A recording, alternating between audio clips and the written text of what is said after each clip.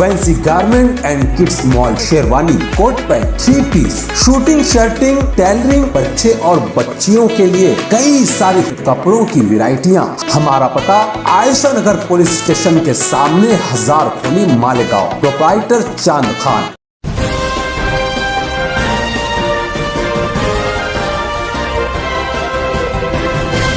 मानव समाचार, मानवता के हक में। तो मैं ये चाहता हूँ कि जो पत्रकार बंधु यहाँ उपस्थित है वो सवाल पूछे ताकि मैं उन लोगों के सवालों का जवाब दे सकूँ। एक एक करके जो भी सवाल पूछना चाहते हैं पूछ लीजिए। सर, ये आपकी यात्रा जो आपने शुरू की है, इसका उद्देश्य क्या है और क्या लोगों को आप समझाना चाहते हैं? ये जो यात्रा है ये ईवीएम के द्वारा घोटाला करके चुनाव जीता जा रहा है। 2004-2009 में कांग्रेस ने ईवीएम में घोटाला करके चुनाव जीता। उसके दस्तावेजी सबूत डॉक्टर सुब्रमण्यम स्वामी ने सुप्रीम कोर्ट में दिए। उसके आधार पर सुप्रीम कोर्ट ने निर्णय दिया 8 अक्टूबर 2013 को कि ईवीएम मशीन के द्वारा फ्री, फेयर एंड ट्रांसपेरेंट चुनाव नहीं हो सकता। इसका मतलब है संक्षिप्त में कि ईवीएम मशीन के द्वारा घोटाला होता है। ये सुप्रीम कोर्ट का जजमेंट है। सुप्रीम कोर्ट ने छानबीन करके ये कहा। तो ये जानकारी मीडिया लोगों के मेहरबानी की वजह से, मीडिया की मेहरबानी क्या है, उन्होंने इतनी बड़ी खबर को छापा ही, ये उनकी बड़ी मेहरबानी। ये जो मेहरबानी है पत्रकारों की या मीडिया वालों की, इस खबर को उन्होंने छापा ही नहीं, इतनी बड़ी खबर, और इस वजह से देश के लोगों को मालूम ही नहीं हुआ ईवीएम में गड़बड़ी होती है। ईवीएम की गड़बड़ी रोकने के लिए पेपर ट्रेल मशीन लगाना होगा, ये भी लोगों को पता नहीं है क्योंकि खबर छापी नहीं गई। तो इसलिए इस बात को ध्यान में रखते हुए कि ईवीएम में घोटाला होता है, ये सुप्रीम कोर्ट का कहना है, ये जानकारी लोगों को नहीं है, वो जानकारी लोगों को बताना, ये हमारा मकसद है। ये मैंने पहले यात्रा निकाली थी, उसमें ये मैंने बताया। अभी इस यात्रा का पार्ट 2 अभियान चल रहा है। उसके पीछे मकसद ये है कि जो पहले यात्रा में मैंने घोटाले के संबंध में जानकारी बताई थी, अब ये घोटाला और ज्यादा बढ़ गया है, घोटाले की और ज्यादा नई जानकारी आ गई है। तो ये जानकारी लोगों को बताने के लिए ईवीएम भंडाफोड़ परिवर्तन यात्रा पार्ट 2 ये निकाला जा रहा है। ये 365 दिन चलेगा, 21 फरवरी से 21 फरवरी 2024 तक। ये सारे देश भर में चलेगा, 674 जिलों में चलेगा।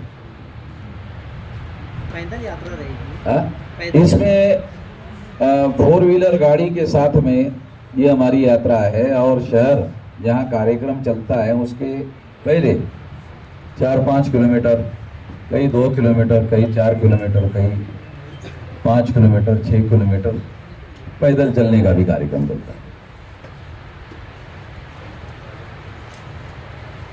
कांग्रेस पार्टी के वरिष्ठ नेता राहुल गांधी ने जब भारत जोड़ो यात्रा शुरू की थी तो वो पूरी तरह से पैदल चल रहे थे। जो भी वो स्टेट से गुजरते थे, खासकर देहातों में, खेड़ों में लोगों से मिला करते थे, उनके मसाइल जाना करते थे। आप थोड़ा ही चलने वाले 2 किलोमीटर 5 किलोमीटर, तो आम लोगों के मसाइल तक आप पहुँच पाएंगे। तो 112 जिलों में ही चले, 674 जिलों में चलने वाला, थोड़ा कैलकुलेट कर लो।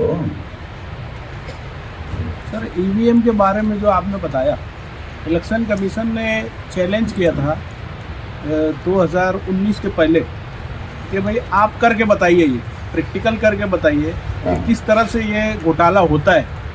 तो उस समय तो कोई पार्टी वहाँ पर गई नहीं प्रेजेंटेशन के लिए, खुद आम आदमी पार्टी भी वहाँ पर गई नहीं। लेकिन आम आदमी पार्टी ने जो असेंबली है दिल्ली की, वहाँ पर उसमें वो करके दिखाया था प्रैक्टिकल। तो उस समय तो यानी कोई ऐसा वहाँ पर पहुंचा नहीं एविडेंस लेकर के। 2019 के लोकसभा के जस्ट पहले ऐसा किसने कहा? ऐसा न्यूज में आई थी ये सारी बातें। ऐसा इलेक्शन कमीशन कहता है। समझो, एग्जाम्पल के तौर पर किसी ने आप पर बलात्कार का आरोप लगाया, आप कोर्ट में जाके कहोगे कि हाँ बराबर है उसका आरोप, कहोगे क्या? प्रतिवाद करोगे? नहीं ये झूठ कह रहे हैं, यही कहोगे ना। तो इलेक्शन कमीशन ने कहा ईवीएम मशीन निर्दोष है, तो समझ आ रहा? इलेक्शन कमीशन ने कहा ईवीएम मशीन निर्दोष है। डॉक्टर सुब्रमण्यम स्वामी सुप्रीम कोर्ट गए, सुप्रीम कोर्ट ने नोटिस इशू किया चुनाव आयोग को, कहा कि चुनाव आयोग आकर ईवीएम मशीन को निर्दोष साबित करे। सुप्रीम कोर्ट के जजेस ने, चीफ जस्टिस ने चुनाव आयोग की बात को सुना। सुनने के बाद 8 अक्टूबर 2013 को निर्णय दिया ईवीएम मशीन में फ्री फेयर एंड ट्रांसपेरेंट चुनाव नहीं हो सकता। चुनाव आयोग का सुनने के बाद दिया ना, मान्यवर। आप समझ में आ रहे हैं? आप पत्रकार ज्यादा ज्ञानी होते हैं भाई, वेरिफिकेशन समझते हो। कोई आदमी कुछ कह रहा है तो सच और झूठ का वेरिफिकेशन किया जाना चाहिए। सुप्रीम कोर्ट के पास पावर है कॉन्स्टिट्यूशनल सच और झूठ को परखने का और उसके बारे में फैसला करने का। तो सुप्रीम कोर्ट ने फैसला दिया, उस फैसले का कानूनन मतलब जानते हो? कानून है, ईवीएम घोटाला करती कानून है, उसको पेपर ट्रेल लगाकर घोटाले को रोकना कानून है। ये मेरा नहीं है, ये सुप्रीम कोर्ट का ऑर्डर है। सुप्रीम कोर्ट के ऊपर कोई कोर्ट है? इम्प्लीमेंट क्यों नहीं हो रहा है? इम्प्लीमेंट क्यों नहीं हो रहा इसकी? तो फिर क्या के लिए आया फिर मैं?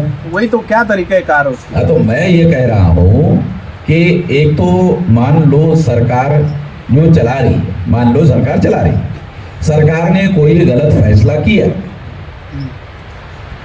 तो सरकार ने फैसला गलत किया। मान लो किसानों के विरोध में नरेंद्र मोदी ने एक गलत फैसला किया, तो सारे किसान दिल्ली में इकट्ठा हो गए कि नहीं? बहुत दिन तक नरेंद्र मोदी ने नहीं माना, बराबर है? तो फिर झक मार के माना ना, माना कि नहीं? अरे आप पत्रकार लोग हो ना, माना ना। नरेंद्र मोदी बहुत अकड़ू आदमी है, मानना पड़ा ना, झुकना पड़ा ना। क्यों? आंदोलन। सही बात होने के बावजूद भी सरकार नहीं मान रही, तो किसानों को आंदोलन करना पड़ा। आंदोलन करने की वजह से सही बात को सरकार को मानना पड़ा। आंदोलन करना पड़ेगा ना, ठीक है? ईवीएम अगर गलत कर रही है, आंदोलन करना पड़ेगा।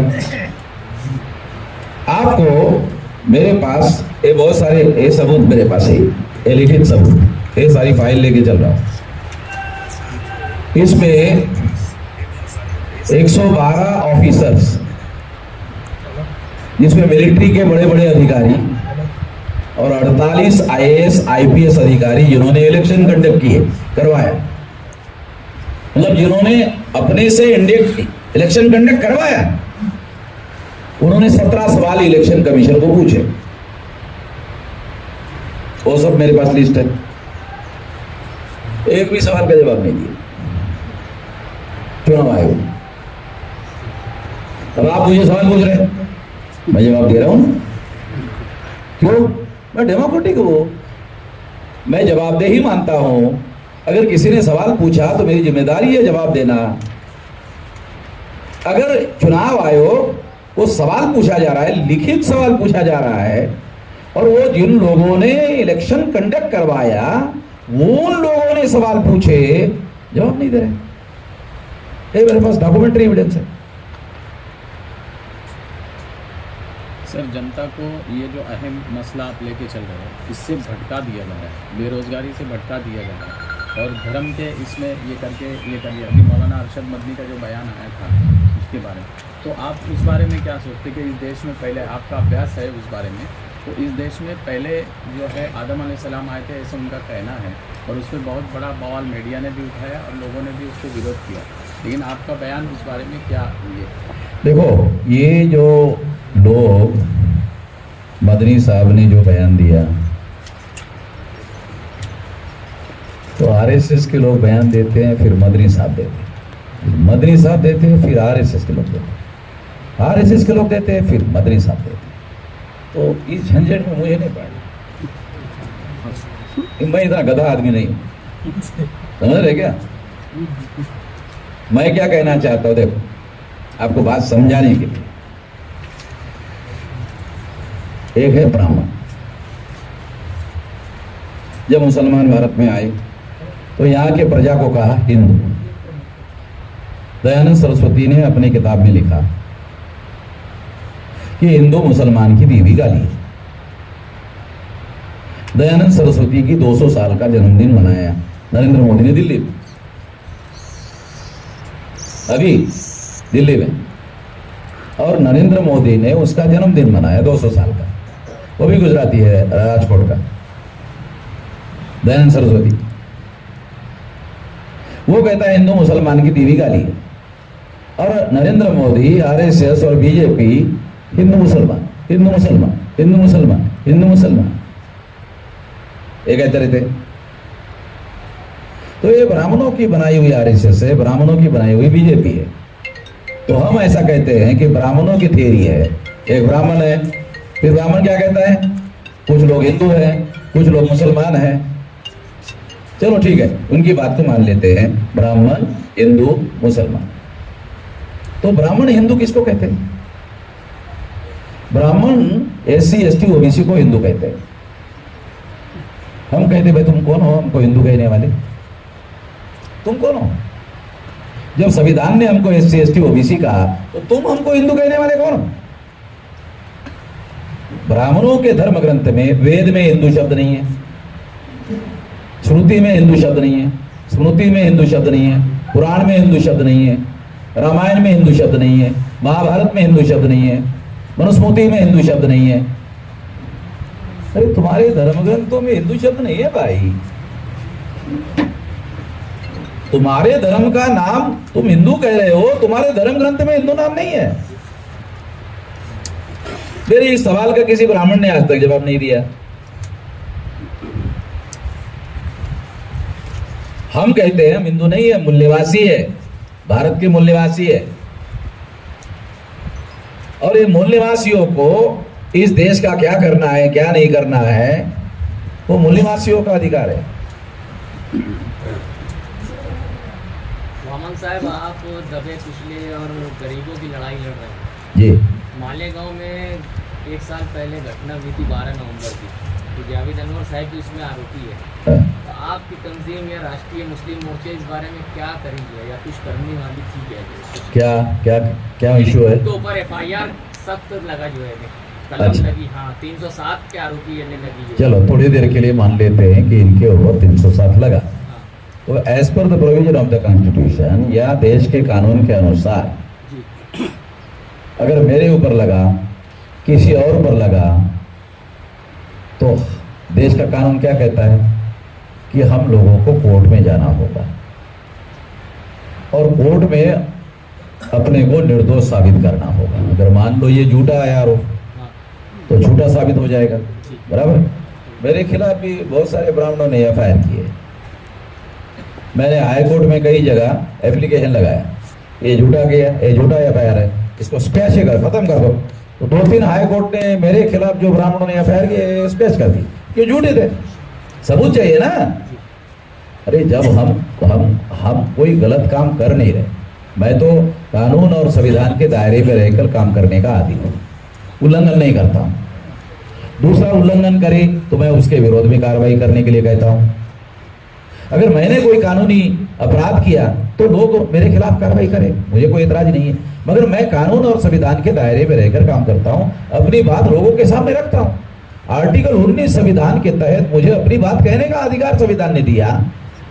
तो लोग क्या कहते हैं, ब्राह्मण लोग या ये लोग क्या कहते हैं, नहीं वामन में साहब का कार्यक्रम ही नहीं हुआ। अरे मैं बोल रहा हूँ कि RSS का कार्यक्रम ही नहीं होना चाहिए, मैं तो नहीं कह रहा हूँ, मैं कह रहा हूँ RSS को भी आर्टिकल 19 के तहत कार्यक्रम करने का अधिकार है, भाजपा को भी कार्यक्रम करने का अधिकार है, विश्व हिंदू परिषद को भी कार्यक्रम करने का अधिकार है। मैं नहीं कह रहा हूं इसको मना करो, मैं क्या कह रहा हूं, मुझे भी अधिकार है, मुझे भी अपना कार्यक्रम करने का अधिकार है, मुझे अपनी बात कहने का अधिकार है। उनकी समस्या क्या है, जो मैं कहता हूं उसका जवाब ही उनकी बात नहीं होता। इसलिए वो क्या कहते, नहीं नहीं इनको कार्यक्रम ही करने मत दो। अरे ऐसे कैसे होगा भाई, ये तो आर्टिकल 19 के तहत संविधान ने मुझे अधिकार दिया, आरएसएस के लोगों के बाप ने दिया क्या? आरएसएस के लोगों को भी बाबा साहब अम्बेडकर ने दिया। आरएसएस पर पाबंदी लगी कि नहीं 2-3 बार? तो जो आरएसएस के लोग बोलते संविधान गलत है, वही आरएसएस के लोग सुप्रीम कोर्ट में गए, बोलते आर्टिकल 19 के तहत हमको दोबारा संगठन चलाने का अधिकार दिया जाए। अरे बड़े अजीब किस्म के लोग, अरे तुम संविधान को मानते नहीं हो, तुम उसी संविधान का आर्टिकल 19 लेकर सुप्रीम कोर्ट में गए और सुप्रीम कोर्ट ने भी कहा कि नहीं आरएसएस वाले को बराबर, ये आर्टिकल 19 के तहत उनको भी अधिकार है। अरे वो संविधान को मानते नहीं, मगर जब पाबंदी लगाई तो उसी संविधान को लेकर के इतने हरामखोर लोग। सर आपने अभी बात की आंदोलन ईवीएम के लिए जो बात चल रही है उसके लिए आंदोलन करना पड़ेगा, तो क्या जन यात्रा के बाद आपका कोई बड़ा आंदोलन देश में शुरू होने वाला है? देखो 2 काम करने वाला, एक दिसंबर-नवंबर के आसपास भारत बंद करेंगे, इसकी तैयारी के लिए तो कर रहा हूं। पहले तो जागरण करना पड़ेगा ना, लोगों को यकीन तो दिलाना पड़ेगा कि इसमें गड़बड़ होती है। मैंने एक और घोषणा की, शायद आप लोगों ने नहीं सुना होगा। वो घोषणा ये है कि जो लोग ऐसा कहते हैं कि ईवीएम में गड़बड़ी नहीं होती है, घोटाला नहीं होता है, वो गधे की औलाद है। ये मैं सारे देश भर में बोल रहा हूं, दोबारा बोलता हूं प्रेस कॉन्फ्रेंस में, जो लोग ऐसा कहते हैं ईवीएम में घोटाला नहीं होता है, वो गधे की औलाद है। मेरे को सवाल पूछो किसी भी प्रकार का ईवीएम के बारे में, हर सवाल का जवाब दूंगा, घोटाले का जवाब दूंगा, सबूतों के साथ दूंगा। ये क्या है, तो सारे डॉक्यूमेंट सबूत है। ये लोगों के पास खबरें नहीं पहुंची, इस वजह से लोगों को जानकारी नहीं है। आपके साथ मौलाना खलीलुर रहमान सज्जाद नोमानी जुड़े हुए थे पीछे, आप भी जुड़े हैं या फिर थोड़ा सा दूरी? सज्जाद नोमानी साहब को पूछना चाहिए कि मैंने कौन सा अपराध किया जो मेरे छोड़ करके, भागवत बड़े अच्छे आदमी हैं, भागवत बड़े कद के नेता है, आरएसएस बहुत बड़ा संगठन है, ऐसा बयान नोमानी साहब क्यों दे? क्या उनको विदेश से जो फंड आ रहा है उसका सवाल की फाइल उनके घर में भेजी गई क्या नरेंद्र मोदी ने? आपको कुछ समझ में आ रहा है क्या बोल रहा हूं?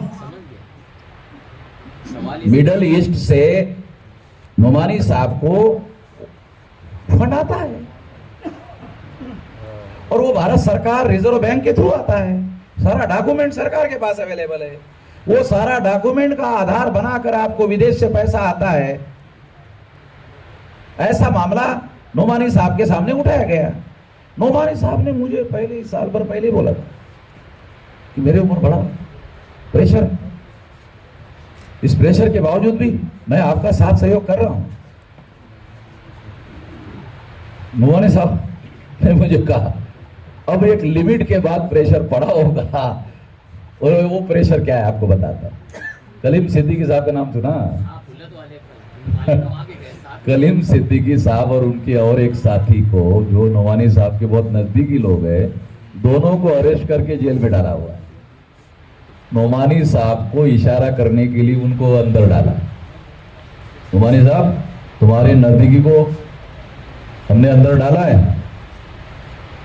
उसके बाद बयान आया नोमानी साहब का मेरे खिलाफ। आप समझते नहीं हो भाई करम, मैं तो सारी तारीखें, सारी बातें जानता हूँ, सारी बातें जानता हूँ। तो नोमानी साहब की मजबूरी है, मैं उनके मजबूरी पर उन पर दया कर सकता।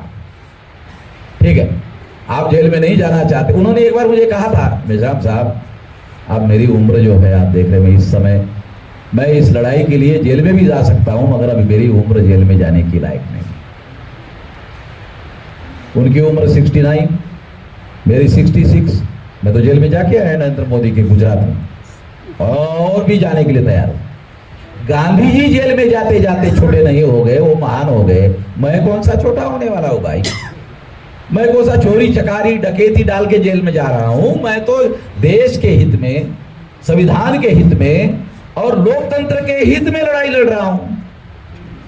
कलीम सिद्दीकी की बात आप निकालें तो इस बारे में आप और क्या कहना चाहते हैं उन पर? देखो, ये सारी बातें क्या हो रहा है, ये जो सरकार है, ये सरकार ये जानती है, बीजेपी आरएसएस, कि कोई मुसलमान को समझा के तो वो बीजेपी में आने वाला नहीं है।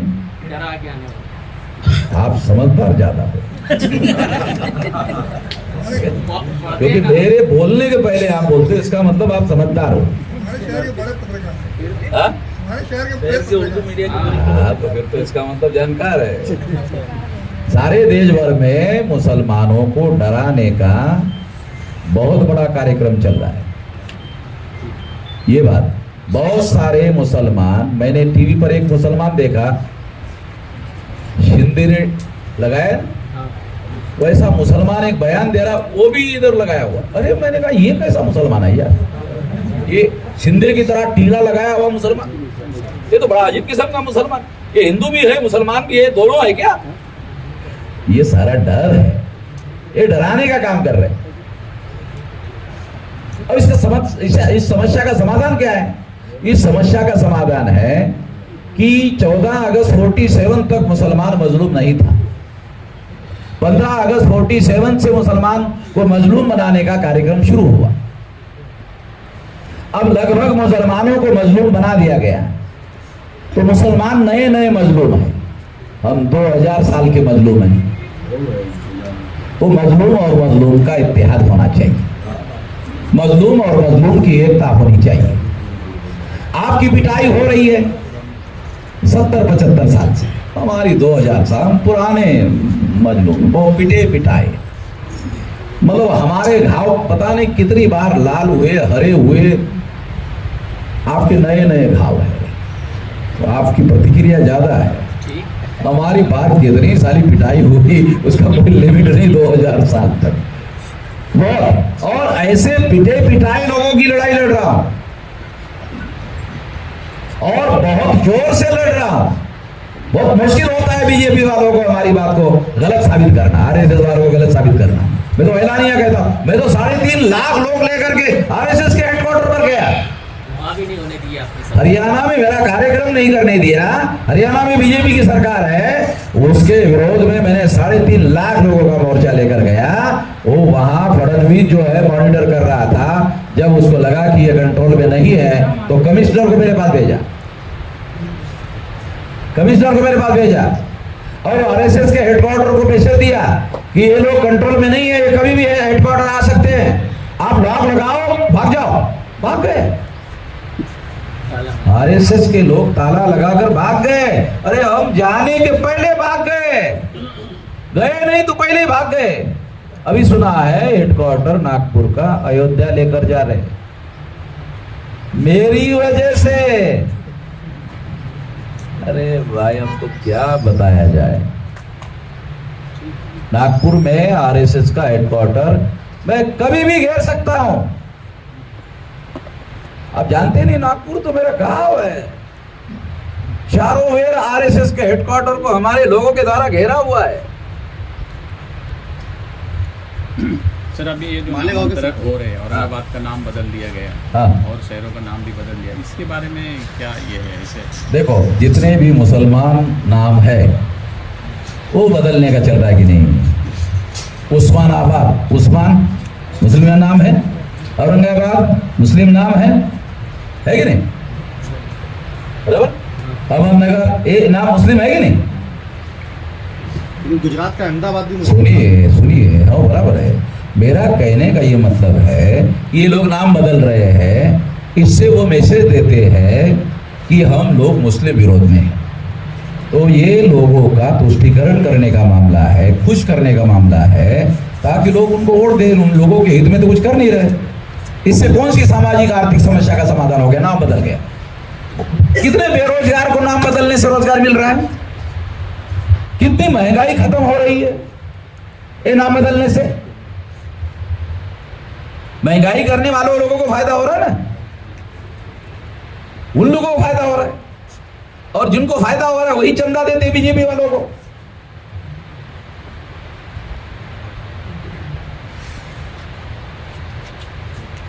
और कुछ पूछना पूछो। नहीं बस शुक्रिया।